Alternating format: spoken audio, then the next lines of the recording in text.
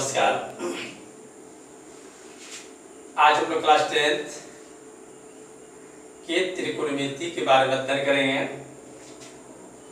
और आप यह बात जान लीजिए कि परीक्षा में आपको क्या था, त्रिकोणमिति से 15 से 20 अंक के प्रश्न आपको क्या ये पूछे जाते हैं। इसलिए त्रिकोणमिति पर हमें विशेष रूप से ध्यान देना चाहिए। त्रिकोणमिति पढ़ने से पहले हम लोग को यह बात जान लेना चाहिए कि आखिर त्रिकोणमिति है क्या, इसका अध्ययन हम लोग क्यों करते हैं, हमारे दैनिक जीवन में इसका क्या उपयोग है, इन सारी चीजों को जानना अति आवश्यक है। पहले ही मैं यह बात बता चुका हूं कि किसी भी विषय को, किसी भी टॉपिक को पढ़ने से पहले आप लोगों को उस विषय या उस टॉपिक के नाम से जानो और नहीं तो काम से जानो। तो आइए, नाम से ही आप समझ गए होंगे कि त्रिकोणमिति जो बना है इसमें आपका 3 शब्द है। एक है त्रि, दूसरा है कोण और तीसरा है मिति। त्रि का अर्थ होता है 3, कोण का अर्थ होता है कोण और मिति का अर्थ होता है माप, यानी जिसको अंग्रेजी में हम लोग क्या कहते हैं, ट्रिगोनोमेट्री कहते हैं। ट्रिगोनोमेट्री की व्युत्पत्ति जो है ग्रीक शब्दों TRI है, जिसका अर्थ होता है 3, गोन जिसका अर्थ होता है भुजा, मेट्रॉन जिसका अर्थ होता है माप से हुआ है। अतः त्रिकोणमिति में हम लोग क्या करते हैं, त्रिभुज की भुजाओं और कोणों के बीच के संबंधों का अध्ययन करते हैं। यानी जो त्रिभुज होती है उस त्रिभुज में आपको क्या आता है, 3 कोण, 3 भुजाएं तथा 3 शीर्ष होते हैं। त्रिभुज में अगर कोई आपसे पूछता है कि त्रिभुज किसे कहते हैं, तो आप एक शब्द में उत्तर दे सकते हैं कि 3 सररेखाओं से घिरी हुई आकृति त्रिभुज कहलाती है। त्रिभुज में आपको 3 कोण, 3 भुजा तथा 3 शीर्ष होते हैं। जहां तक हम लोग बात करें तो क्लास 10th में जो चैप्टर आपका है त्रिकोणमिति, इसमें हम लोग समकोण त्रिभुज के बारे में अध्ययन करते हैं। खास करके समकोण त्रिभुज, त्रिभुज का जो प्रकार होता है उस प्रकार में आपको बात बताया जाता है कि समकोण त्रिभुज किसको कहते हैं। तो वह त्रिभुज जिसका एक कोण 90 डिग्री हो या 90 डिग्री हो, तो वह त्रिभुज समकोण त्रिभुज कहलाता है। अब तो शायद आप लोग जान गए कि त्रिकोणमिति का शाब्दिक अर्थ क्या होता है। त्रि जोड़ कोण जोड़ मिति, यानी त्रिकोणमिति के अंतर्गत किसी त्रिभुज की भुजाओं और उसके कोण के बीच क्या इस संबंध का अध्ययन किया जाता है कि कोण और भुजा में क्या संबंध है। तो आइए अब हम एक ट्रायंगल लेते हैं और इसी ट्रायंगल के माध्यम से हम लोग जानेंगे कि आखिर इसमें क्या संबंध है। इस बात को अच्छी तरह से आप लोग समझेंगे और त्रिकोणमिति बनाने वाले विद्यार्थियों को खास करके ध्यान रखना है कि यदि आप त्रिकोणमिति पढ़ रहे हैं नहीं तो इसके सूत्रों को, इसके फॉर्मूला को अच्छी तरह से याद करें और मैं जो बता रहा हूं उसको भी ध्यान रखें, ताकि आप आसानी से जो भी प्रश्न आपको परीक्षा में आए आप उसे आसानी से क्या करें, बना सकें। देखिए हमने यहाँ एक ट्रायंगल लिया है A, B और C। इसमें कोण भी जो है 90 डिग्री का कोण है और यह त्रिभुज जो है आपका क्या है, ABC, एक समकोण त्रिभुज है। एक समकोण त्रिभुज है क्योंकि इसका कोण भी जो है 90 डिग्री यानी 90 अंश है। हम इस कोण C को थीटा मान लेते हैं। नहीं तो ध्यान देंगे आप लोग, थीटा का जो सामने का भुजा होता है, थीटा के ठीक सामने वाली भुजा जो होती है वह आपको क्या होता है, लंब। हम इसे क्या कहते हैं, लंब, जिससे हम लोग P के द्वारा डिनोट करते हैं। 90 के सामने का जो भुजा होता है उससे हम लोग कहते हैं कर्व, और यह आपका होता है एच। और तीसरी जो भुजा होती है उसको हम लोग कहते हैं आधार, और इससे डिनोट किया जाता है बी से। यानी लंब का अर्थ होता है पी यानी परपेंडिकुलर होता है, बी का अर्थ होता है बेस यानी आधार होता है, और एच का अर्थ होता है हाइपोटेन्यूज यानी कर्व होता है।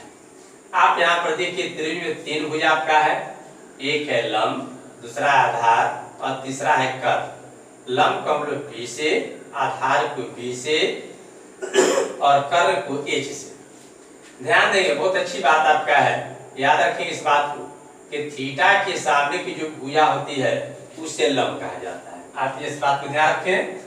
नहीं, थीटा के सामने वाली भुजा यानी कोई भी कोण हो, जिस कोण का मान में निकालना है तो ठीक उसके सामने वाली भुजा आपको लंब हो जाएगी।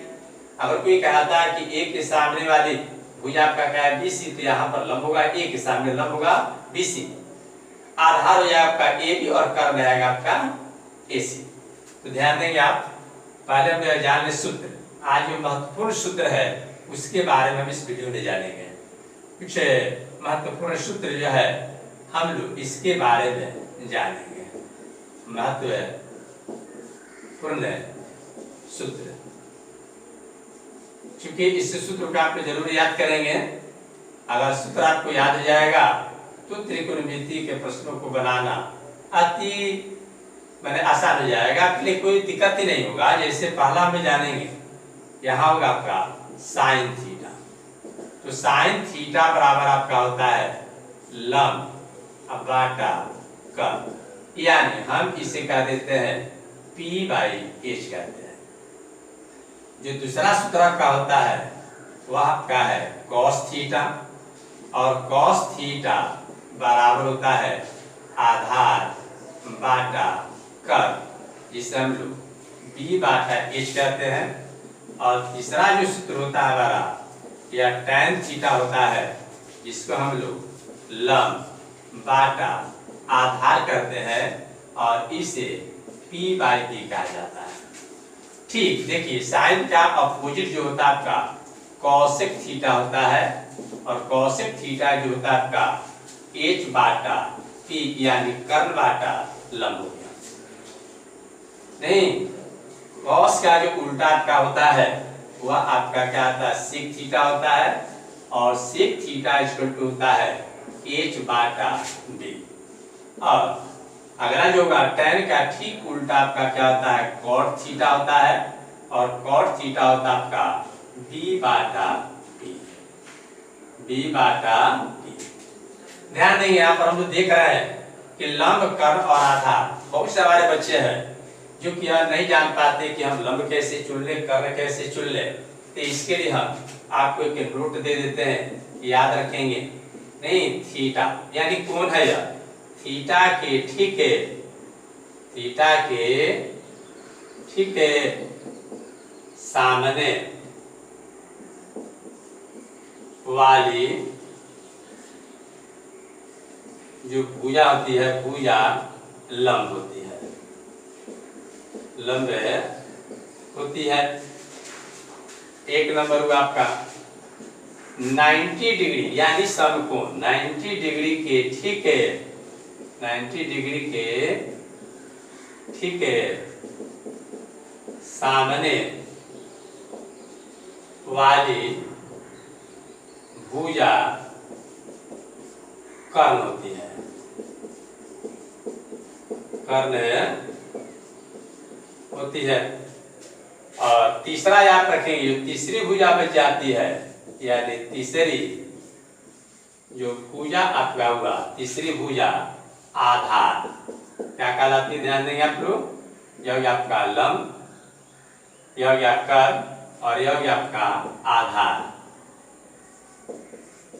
होती है। अब शायद आप समझ गए होंगे कि थीटा के ठीक सामने जो भुजा, थीटा के सामने आपका ए बी, इसलिए ए बी यहाँ लंब हो गया। बी जो है 90 डिग्री, 90 के सामने भुजा ए सी, इसलिए सी कर्ण हो गया। और तीसरी भुजा जो आपका है बी सी, वह आपका आधार होगा। यह फॉर्मूला में देखिए त्रिकोणमिति क्या है। त्रिकोणमिति पढ़ने से पहले आप लोगों को फॉर्मूला याद करना होगा, और कुछ हम और फॉर्मूला लिख देते हैं। जैसे सातवां आपका फॉर्मूला आप याद रखेंगे, नहीं यह होता है आपका sine theta into cosec theta equal to आपका होता है 1। आप इसे जरूर याद रखेंगे। और इससे हम लोग देखिए एक और फॉर्मूला, साइन थीटा बराबर होता है आपका 1 बाटा कॉसेक थीटा, और आपका बी हो गया कॉसेक थीटा बराबर 1 बाटा साइन थीटा। 1 बाटा कितना आ गया साइन थीटा, यानी कॉसेक थीटा बराबर आपका कितना हो गया 1 बाटा साइन थीटा। आप 2-4 और फॉर्मूला लिख रहे हैं, इसे जरूर याद करेंगे आप लोग, जो कि आपका ये फॉर्मूला होगा आपका आठवां फॉर्मूला हमारा होगा cos theta into sec theta बराबर 1। यह हमारा मूल सूत्र हुआ आपका, जरूर आप इसे याद रखेंगे। नहीं, cos theta into sec theta बराबर कितना हो गया आपका 1 हो गया। Cos theta into sec theta equal to आपका हो गया 1। नहीं, sine theta into cosec theta equal to आपका आता है 1। इस फॉर्मूला को जरूर याद रखेंगे हम लोग। यह जो सूत्र है बहुत ही महत्वपूर्ण आपका है, इसे देखिए हम छाट रहे हैं। अगर कोई आपसे पूछता है कॉस थीटा बराबर, तो आप कहेंगे 1 बाटा सेक थीटा। अगर कोई पूछता है ये सेक थीटा बराबर, तो 1 बाटा कॉस थीटा। और यह हमारा 9वां सूत्र आपका होगा, याद रखेंगे इस बात को, tan theta into cot theta बराबर 1।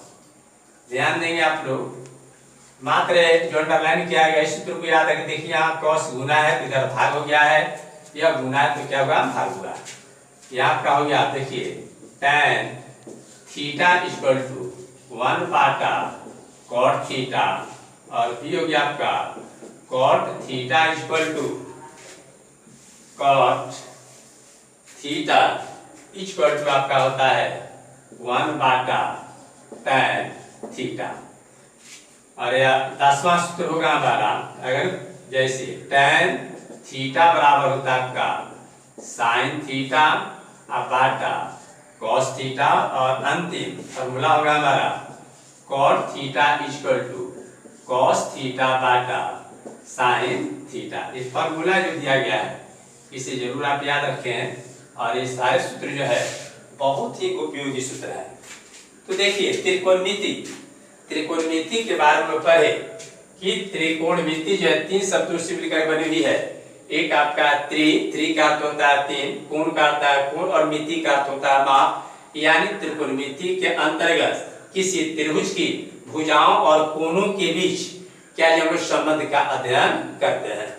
यदि आप त्रिकोणमिति को अच्छी ढंग से पढ़ना चाहते हैं, आप यह चाहते हैं कि त्रिकोणमिति में बेहतर अंक हमें प्राप्त हो, तो इसके लिए आप लोगों को जो फॉर्मूला दिया गया, जो सूत्र दिया गया, इस सूत्र को जरूर याद रखें। और इस अध्याय से आपको क्या था सबसे अधिक अंक के प्रश्न पूछे जाते हैं। फिर हम लोग अगले वीडियो में मिलेंगे।